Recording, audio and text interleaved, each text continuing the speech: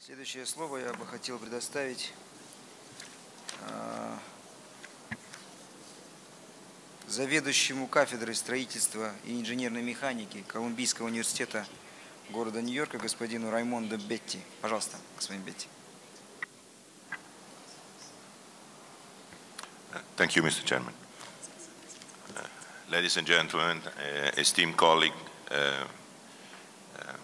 good afternoon. It's before starting, I really would like to thank the organizing committee of this conference and the Ministry of Transportation for inviting me to this quite interesting workshop.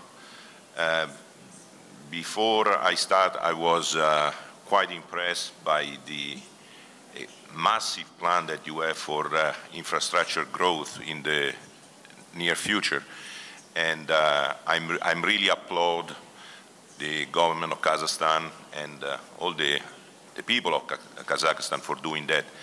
I would like to encourage you to, in doing this program, to look at other countries that have large infrastructure systems and learn from our experience and from our mistakes, and to encourage you to use all the available technology that is available out there at the moment in planning for an infrastructure system that will be useful for you for the next hundreds to hundreds years.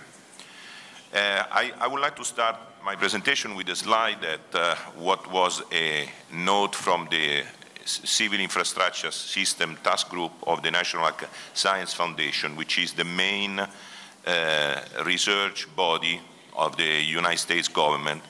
And if you look at the end, the last sentence says, a civilization that stops investing in its infrastructure takes the first step towards decline. And that what is happening to the United States, and I hope it will not happen to Kazakhstan.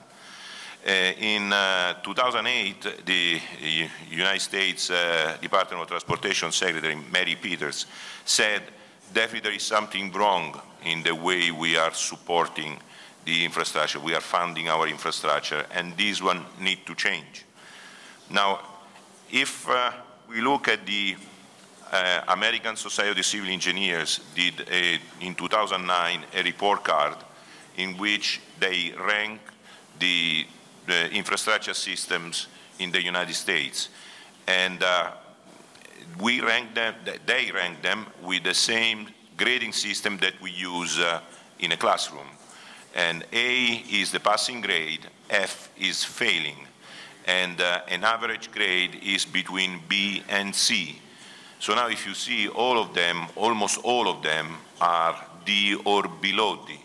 So this is quite a scary picture that require an immediate attention from the United States government, both federal government, state government, and local government. Now, the average GPA, so the average grade on the infrastructure system given by the ASCE in the United States was D, quite bad. And if you look at in terms of the cost to increase in the next 5 years the grade from D to B, is planned to $2.2 trillion. So it's a huge amount of money to bring the level of the infrastructure system in the United States at the average level, not at the top level, at the average level. This one we have a problem in the United States based on age infrastructures, and there is an immediate need of action, because the philosophy in the past was the infrastructure will degrade, and when it's about time to do it, we will rebuild it. So the maintenance was not regulated and was left to the single state or local governments. And this one wasn't done on a proper manner. So 32% of our major roads are in poor or mediocre conditions. It costs to the United States driver $67 billion with a B in terms of car repairs each year. And the population is growing quite fast, and the vehicle travel on those roads is also increasing quite fast, but the maintenance repair is not going at the same pace. So if I look at bridges, which is our area of expertise at Columbia University, we got the SE gave a grade of C, quite bad. 25% of all the bridges in the United States are rated structurally deficient or functionally obsolete. So this one needs immediate attention. And we use our roads and our bridges to move 90% of the national supply chain. So these are extremely important. And especially for a city like New York City, these bridges are extremely important because we live because of the bridges in New York.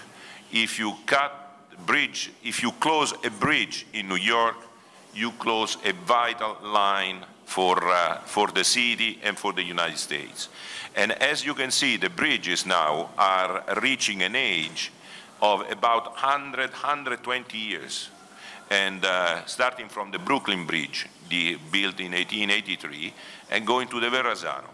Now, if you think about those bridges carry an enormous volume of traffic.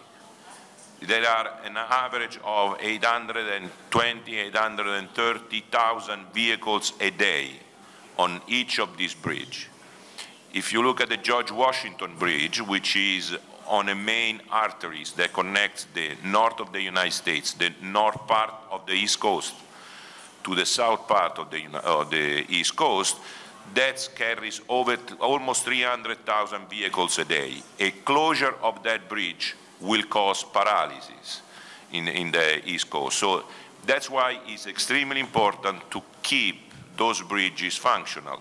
And the way we are trying to do this is by monitoring. What is called for health monitoring is you can consider this to be almost in terms of health of a human being. Preventive medicine. You go to the doctor and you check your blood pressure regularly so that if something develops, you are able to pick it up at the right time and provide the proper correction. That's exactly what we are doing with bridges.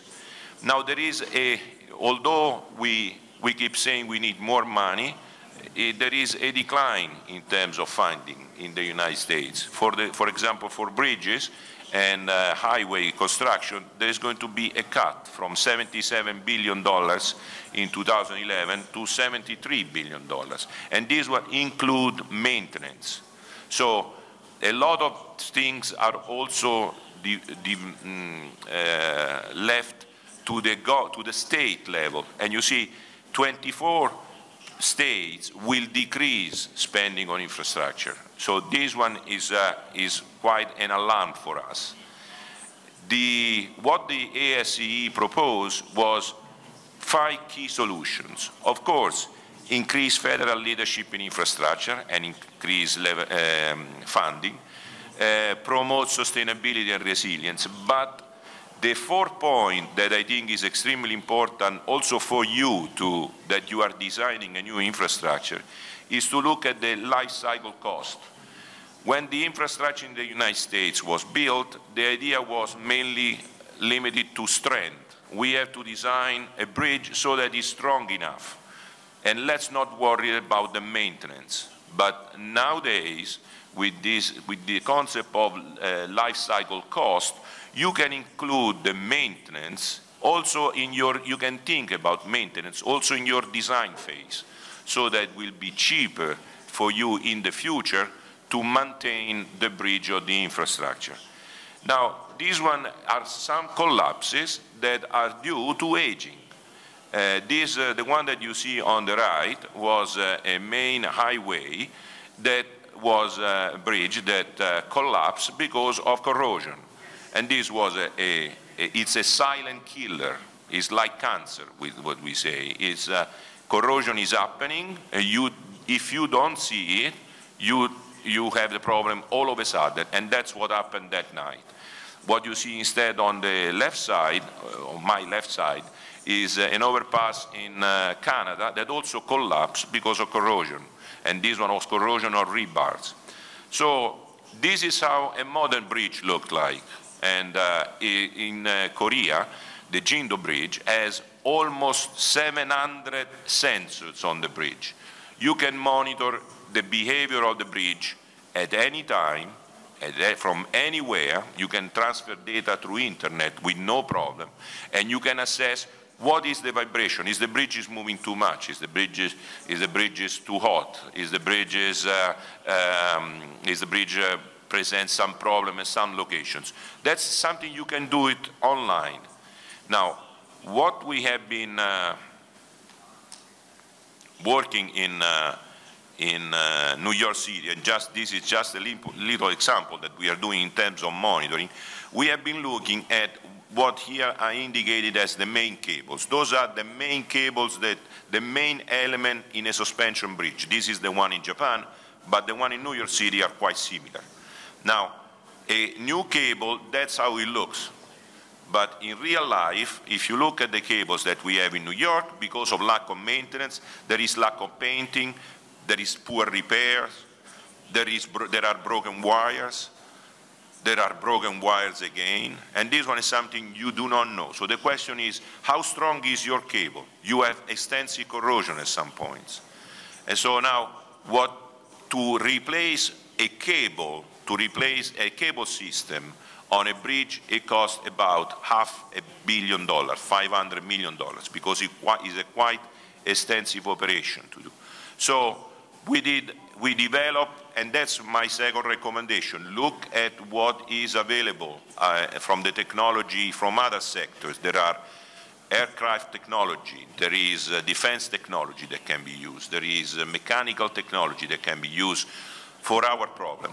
We develop a corrosion monitoring system, and now we apply this one on a cable that we had at Columbia University, and we install it on a real system. And this one this one is a picture of temperature and humidity. At any time, somebody from a bridge authority can look at this and decide, my bridge is too wet, I need to dry. And in Japan, they are drying it.